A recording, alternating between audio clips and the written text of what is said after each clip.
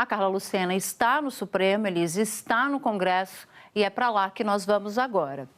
Bom, em primeiro lugar, Carla, muito boa tarde para você, ou boa noite. Elisa, o mesmo para você. Carla, o que dá para esperar? A partir do discurso e a partir do que você conhece do perfil do ministro Fachin, o que dá para esperar da gestão dele? Claro, Natuza, vamos lá. Muito bom fim de tarde para você, para a Elisa, para todo mundo que acompanha a gente ao vivo aqui na Globo News. É claro, como vocês bem destacaram, a gente está falando de um ministro que tem um perfil técnico, né, um perfil mais discreto, inclusive relaciona ali, dialoga bastante, né, Natuza, com um perfil até mais acadêmico, né, Fachin, que construiu toda a sua carreira aí nessa questão acadêmica e veio aqui para o Supremo Tribunal Federal em 2015. Então, assim, tenho conversado bastante com interlocutores aqui no Supremo Tribunal Federal que me disseram, viu, Natuza, de que esse perfil do ministro Fachin é o que vai ser adotado durante a sua gestão nos próximos 2 anos. Um perfil, inclusive, muito próximo ali da ministra Rosa Weber, né, em que a gente fala até no linguajar ali mais jurídico, né, uma fala muito mais nos autos do que, por exemplo, uma fala, ou seja, ali durante os processos, do que uma fala mais pública ali a respeito do que for julgado. Mas também devemos lembrar, inclusive a Ana Flor fez referência agora há pouco,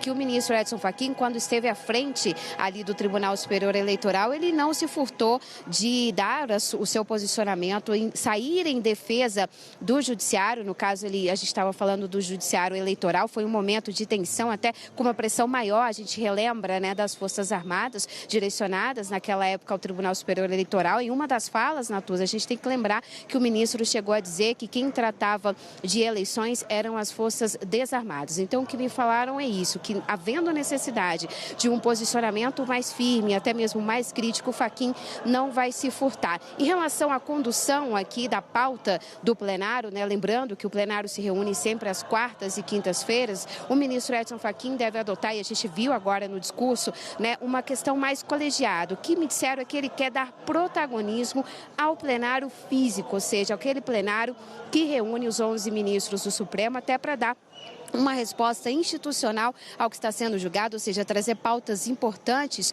para o plenário do Supremo Tribunal Federal. É claro que o ministro também ali, né, não descarta, por exemplo, a questão do plenário virtual, mas sim está ali na mesa de Fachin dar mais questão a prioridades que vão ser julgadas no plenário físico do STF. O ministro, que inclusive foi relator de questões importantes, a gente vai colocar na nossa tela para vocês acompanharem junto comigo. O Fachin, que entra em 2015 e ali depois da morte do ministro Teori Zavascki, que assume os processos da Lava Jato, né? Ele que inclusive, né, foi responsável pelo julgamento que levou à conclusão de que a 13ª Vara não era a competente para julgar o caso do presidente Lula. A gente tem também a outra ação que o ministro levou muito aqui no Supremo, que é a DPF das favelas, inclusive um caso já concluso, mas que permanece nas mãos de Edson Fachin. A gente tem também o processo de revista íntima, marco temporal para terras indígenas e também prestação de serviços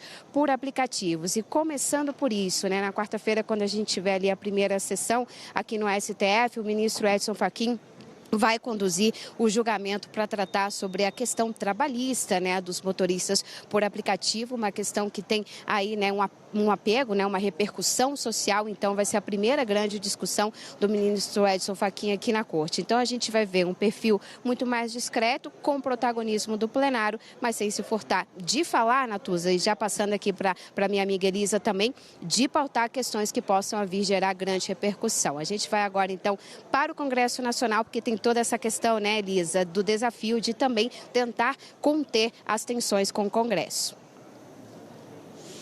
Boa tarde, Carla. Boa tarde, Natuza. Boa tarde também a todos que nos assistem. É isso, tem muitos assuntos fervilhando aqui no Congresso Nacional que podem também respingar no Supremo Tribunal Federal. O que a gente pode citar primeiro é o projeto da anistia. A oposição insiste em uma anistia. Ministros do Supremo já disseram que a anistia para quem tentou um golpe de Estado é inconstitucional, mas nessa semana mesmo a gente já tem uma discussão sobre a redução de penas que podem atingir cometer crimes contra a democracia em um momento em que o julgamento ainda está em andamento. Fato é que a gente tem presidentes tanto na Câmara, Hugo Mota, quanto no Senado, Davi Alcolumbre, que tem uma boa relação com os ministros do Supremo, especialmente Davi Alcolumbre. Mas o ministro Edson Fachin assume a presidência do Supremo Tribunal Federal em meio a vários embates com o Congresso Nacional que podem se agravar. Embates, assuntos que independem do ministro Edson Fachin, mas a temperatura entre os dois poderes pode sim subir.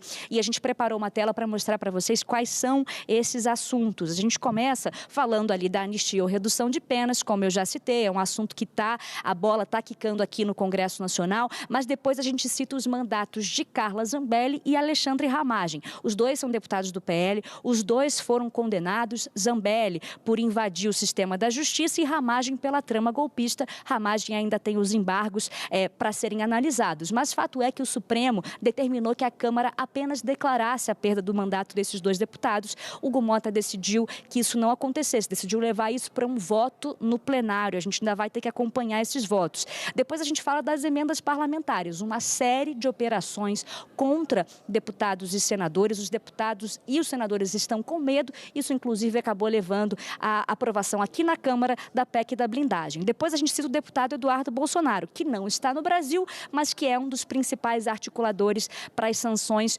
dos Estados Unidos. Aliás, Eduardo Bolsonaro está denunciado. O caso dele também, em algum momento, vai ter que ser discutido também pela Câmara dos Deputados, além da discussão pelo Supremo. E depois a gente fala dos pedidos de impeachment de ministros. A oposição no Senado insiste para isso. Nesse momento, eles não têm votos para aprovar nenhum impeachment de ministro, mas eles trabalham para que em 2026 eles possam ter essa maioria no Senado. Só para finalizar e te devolver, Natuza, eu conversei hoje com vários parlamentares do Centrão, mas também da base, que tem um trânsito com os ministros do Supremo. E eles avaliam que esse perfil mais discreto de Edson Fachin pode sim facilitar o diálogo. E eles citam muito essa sinalização que Edson Fachin colocou em relação ao colegiado, a decisões colegiadas. Os parlamentares também elogiando essa sinalização de Edson Fachin.